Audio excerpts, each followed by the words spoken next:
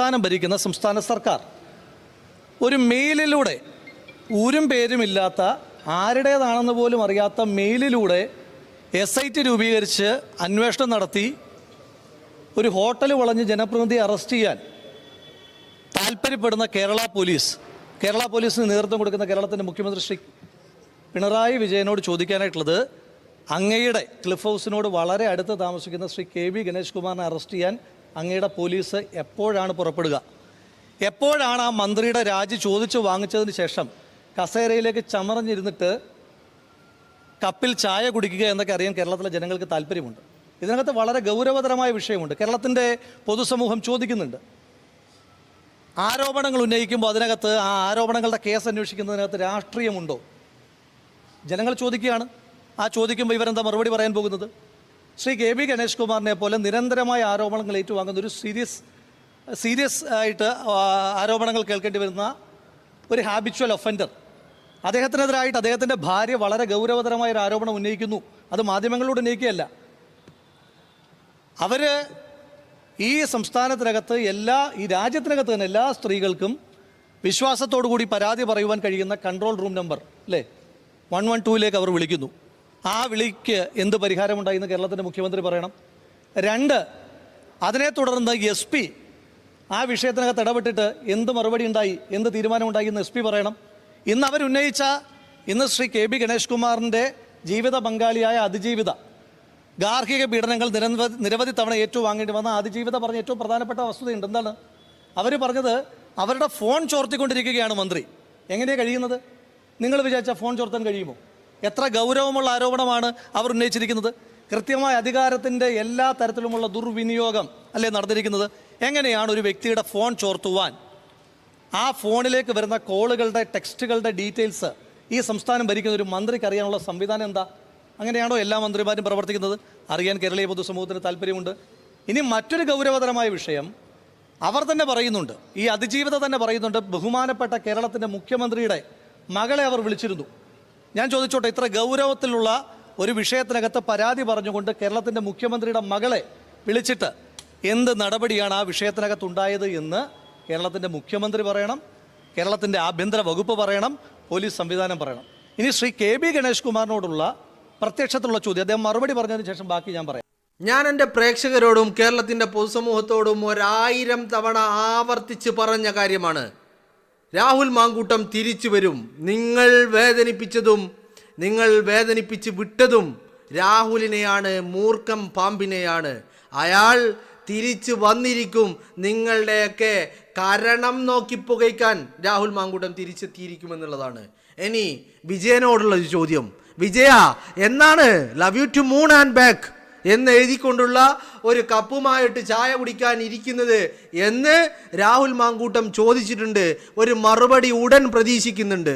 അതോ ഇനി തെരഞ്ഞെടുപ്പൊക്കെ കഴിഞ്ഞ് തോറ്റ് തുന്നം പാറി പിണറായിയിലെ വീട്ടിൽ വിശ്രമ ജീവിതം നയിക്കുന്ന കാലഘട്ടത്തിലാണോ ആ ഇരുത്തം ഇരിക്കാൻ ഉദ്ദേശിക്കുന്നത് എന്നുള്ളതും അറിയാൻ അതിയായ താല്പര്യമുണ്ട് എന്നുള്ളതാണ്.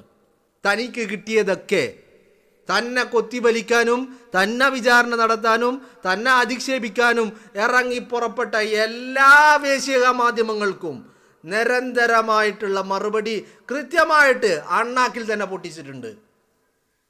അധപ്പതനം എന്താണ് എന്നുള്ളത് രാഹുൽ വരച്ച് കാട്ടുന്നുണ്ട്. ഞാനിത് 1000 തവണ നിങ്ങളോട് പറഞ്ഞതാ. രാഹുൽ മാങ്കൂട്ടത്തിനെ നമ്മളൊക്കെ ശ്രദ്ധിച്ചു തുടങ്ങുന്നത് അയാളുടെ നാക്കിൻ്റെ മൂർച്ച ഒന്നുകൊണ്ട് മാത്രമാ, അയാളുടെ പോരാട്ട വീര്യമാ, അയാളുടെ നട്ടല്ല. ആരുടെ മുന്നിലും വളക്കാത്ത നട്ടെല്ലാണ് നമ്മൾ അയാളെ ഇഷ്ടപ്പെട്ടതും ശ്രദ്ധിച്ചതും. അത് തന്നെയാ ഇപ്പോൾ തിരിച്ചടി തുടങ്ങിയിരിക്കുന്നു. ഏതർത്ഥത്തിൽ? ഇനി ഇവിടെയാണ് നമ്മുടെ കൺസേൺ ഉള്ളത്. രാഹുൽ മാങ്കൂട്ടത്തിലെ വീട് വളഞ്ഞ്, അയാൾ താമസിക്കുന്ന ഇടം വളഞ്ഞ് രാത്രിക്ക് രാത്രി അറസ്റ്റ് ചെയ്ത പിണറായി വിജയ എന്തേ കുണ്ടിയിൽ തീട്ടല്ലേ? എന്ത് പറ്റി? പാലക്കാട് വരെ പോകേണ്ടതില്ലല്ലോ.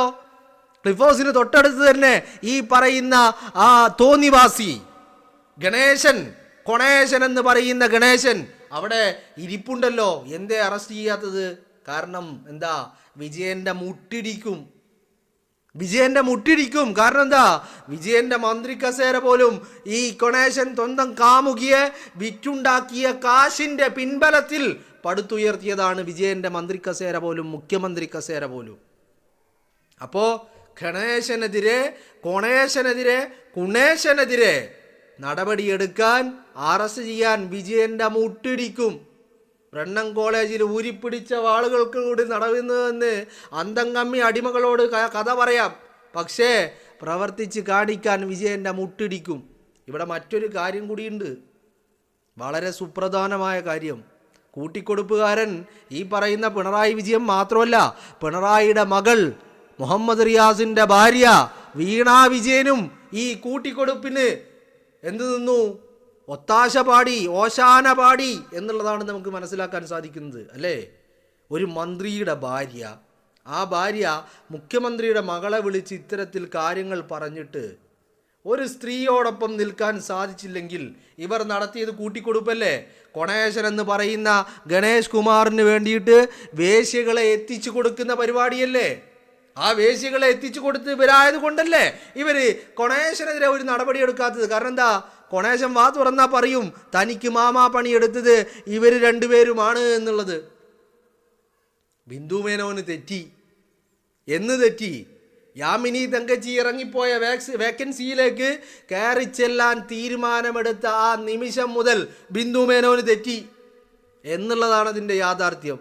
കാരണം യാമിനി തങ്കച്ചി ഇതൊക്കെ കണ്ട് മടുത്ത്, മനസ്സ് മടുത്ത്, തൻ്റെ മക്കൾ കൂടി, വളർന്ന് വലുതായി വരുന്ന മക്കൾ കൂടി ഇത് കാണരുത് എന്ന് വിചാരിച്ചിട്ടാണ് ഈ പറയുന്ന യാമിനി തങ്കച്ചി ഇറങ്ങിപ്പോയത്, അല്ലേ? യാമിനി തങ്കച്ചി ഇറങ്ങിപ്പോയെടുത്ത് വന്ന് കയറിയ ബിന്ദു മേനോന് കാണേണ്ടി വന്നത് യാമിനി തങ്കച്ചി കണ്ട അതേ കാഴ്ചകൾ. വേശ്യകളുമായിട്ട് ഇടപഴകുന്ന തോന്നിവാസിയായ കൊണേശൻ്റെ നേർ ചിത്രം, നേർ സ്വരൂപം, അയാളുടെ എക്സാക്റ്റ് മുഖം ആർക്ക് കാണേണ്ടി വന്നു? ബിന്ദു മേനോന് കാണേണ്ടി വന്നു, അല്ലേ? അവസാനം ഒരു സഹായത്തിന് വേണ്ടിയിട്ട് 112 വിളിച്ചു. എന്തെങ്കിലും സഹായം കിട്ടുന്നുണ്ടോ? എങ്ങനെ കിട്ടാനാ? കാരണം ബിന്ദു മേനോൻ്റെ ഫോണടക്കം ട്രാപ്പ് ചെയ്ത് അവരെന്താ ചെയ്യുന്നത് എന്നൊക്കെ ചോർത്തിക്കൊണ്ടിരിക്കുകയാണ് ആര്? കൊണേശൻ എന്ന് പറയുന്ന കേരളത്തിൻ്റെ മന്ത്രി. ഇവിടെയാണ് എൻ്റെ കൺസേൺ എന്ന് പറയുന്നത്, ഇത്തരത്തിലുള്ള ആഭാസന്മാരെ, ഇത്തരത്തിലുള്ള പ്രിവേട്ടുകളെ നികുതി പണത്തിൽ നിന്ന് തിന്ന് പന്നിക്കുട്ടികളെ പോലെ വീർക്കാനുള്ള അവസരം നമ്മളെന്തിനു കൊടുക്കണം എന്നുള്ളതാണ് എൻ്റെ കൺസേൺ എന്ന് പറയുന്നത്, അല്ലേ? രാഷ്ട്രീയം നിങ്ങൾ അന്ന് ആലോചിക്കണം. എടോ വിജയ എന്ന് മുഖത്ത് നോക്കി വിളിച്ചതിൻ്റെ പ്രതികാരം തീർക്കാൻ ഒരുത്തനെ രാഷ്ട്രീയ വേട്ടയാടി. എന്നാൽ അതിനേക്കാൾ ഗുരുതരമായ ഒരു പരാതി സ്വന്തം ഭാര്യ മുഖ്യമന്ത്രിയുടെ മന്ത്രിസഭയിലെ, പിണറായി വിജയൻ്റെ മന്ത്രിസഭയിലെ അംഗമായ മന്ത്രിക്കെതിരെ സ്വന്തം മകളോട് എന്ന് പറഞ്ഞാൽ പിണറായി വിജയൻ ജീവിക്കുന്നതും ഓരോ ശ്വാസവും ഈ മകൾ വീണ വിജയന് വേണ്ടിയിട്ടാ. മനസ്സിലാക്കണം. വീണ വിജയനെ രണ്ടാമത് കെട്ടിക്കാൻ വേണ്ടിയിട്ടാണ്, രണ്ടാമത് കെട്ടിച്ചു കൊടുത്തു. ആർക്ക്? ഈ പറയുന്ന മുഹമ്മദ് റിയാസിന് കെട്ടിച്ചു കൊടുത്തപ്പോൾ പിണറായി വിജയന് ഒരു കൺസേൺ ഉണ്ട്. എന്താ? തൻ്റെ മകളെ കെട്ടിയവൻ ഒരു സാധാരണക്കാരനായിരിക്കാൻ പാടില്ല, അവൻ അറ്റ്ലീസ്റ്റ് ഒരു മന്ത്രിയെങ്കിലും ആകണം. ഉടനടി ആദ്യമായിട്ട് നിയമസഭ കണ്ട മുഹമ്മദ് റിയാസിനെ പിടിച്ച് മന്ത്രിയാക്കി. ആ വീണ വിജയനോട് വിളിച്ചു പറഞ്ഞു ബിന്ദു മേനോൻ. എന്നിട്ട് എന്താ ഉണ്ടായത്? പിങ്ക് പോലീസുകാർ 2-3 ആൾ വന്നു എന്നല്ലാതെ ഈ പറയുന്ന ബിന്ദു മേനോൻ വീട്ടിനകത്ത് കയറി ഫോട്ടോയൊക്കെ എടുത്ത് തിരിച്ചിറങ്ങുമ്പോഴേക്കും പിങ്ക് പോലീസും ഇല്ല, ഒരു പോലീസും ഇല്ല. എവിടെ പോയി എല്ലാവരും? വളരെ കൃത്യമാണ്, അല്ലേ? രാഹുലിനെതിരെ ഒരു പരാതി ഉണ്ടാക്കി. ആരുണ്ടാക്കി? പിണറായി വിജയൻ ഉണ്ടാക്കി. പിണറായി വിജയൻ്റെ അടിമകളുണ്ടാക്കി. എന്നിട്ട് ആ പരാതി മെയിൽ വഴി പിണറായി വിജയന് എത്തി.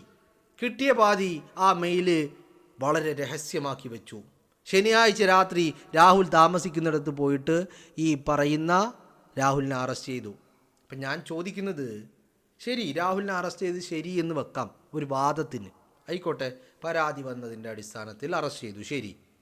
എന്തുകൊണ്ട് ഈ മകൾ വീണ വിജയനോട് വിളിച്ച് പരാതി പറഞ്ഞ് 112-ൽ വിളിച്ച് പരാതി പറഞ്ഞ ഈ പറയുന്ന ബിന്ദു മേനോൻ്റെ പരാതിയിന്മേൽ ഗണേഷ് കുമാറിനെതിരെ ഒരു നടപടിയും ഉണ്ടായില്ല എന്നുള്ള ഒരു ചോദ്യം ബാക്കിയാവുകയാണ്. ഇത് മറുപടി പറയേണ്ടത് പിണറായി വിജയനാണ്. കേരളത്തിൻ്റെ പൊതുസമൂഹത്തോട് പിണറായി വിജയൻ ഇതിനുള്ള മറുപടി പറയണ്ടേ? പറഞ്ഞേ മതിയാവുകയുള്ളൂന്നേ. അല്ലെങ്കിൽ ജനമെന്ത് വിളിക്കും? കൂട്ടിക്കൊടുപ്പുകാരൻ എന്ന് വിളിക്കും.